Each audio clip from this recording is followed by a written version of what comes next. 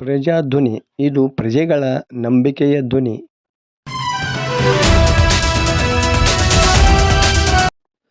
ಲಕ್ಷ್ಮೇಶ್ವರದ ಸರ್ಕಾರಿ ಆಸ್ಪತ್ರೆಯಲ್ಲಿ ಮೂತ್ರಪಿಂಡ ರೋಗಿಗಳ ಚಿಕಿತ್ಸೆಗಾಗಿ ಡಯಾಲಿಸಿಸ್ ಕೇಂದ್ರ ಆರಂಭಿಸಬೇಕೆಂಬುದು ಬಹಳ ದಿನಗಳ ಕನಸಾಗಿತ್ತು.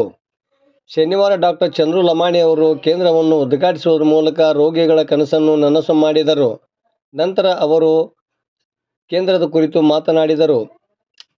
ತಹಸೀಲ್ದಾರ್ ವಾಸುದೇವ ಸ್ವಾಮಿ, ಬಿಜೆಪಿ ಸಿಲೆಕ್ಟ್ ಮಂಡಲದ ಅಧ್ಯಕ್ಷ ಸುನೀಲ್ ಮಹಾಂತೇಶ್ವರ, ಸರ್ಕಾರಿ ಆರೋಗ್ಯ ಕೇಂದ್ರ ವೈದ್ಯಾಧಿಕಾರಿ ಶ್ರೀಕಾಂತ್ ಕಾಟೇವಾಲೆ, ಸ್ತ್ರೀರೋಗ ತಜ್ಞರಾದ ಡಾಕ್ಟರ್ ಉಮೇಶ್ ಮಾತನಾಡಿದರು.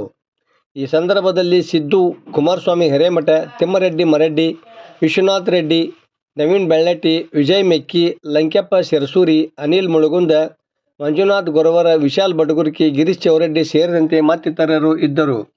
ವರದಿ ಪ್ರಜಾಧ್ವನಿ, ಲಕ್ಷ್ಮೇಶ್ವರ, ನಾಗರಾಜ್ ಹಣಿಗಿ. ಕಿಡ್ನಿ ಡಿಸೀಸ್ ಅಂತ ಹೇಳ್ತೀವಿ.